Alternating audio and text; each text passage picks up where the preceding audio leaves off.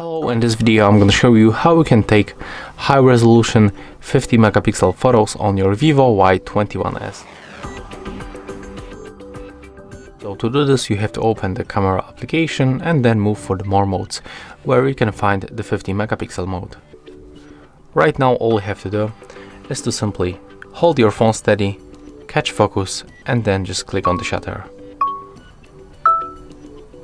In my case, there was the shutter countdown. Let's take a look for the details. As you can see, thanks to this mode, we are able to zoom in really close, and we can find some details, like for example these pieces of the dust. And that's how it looks on this phone. Hope you like it.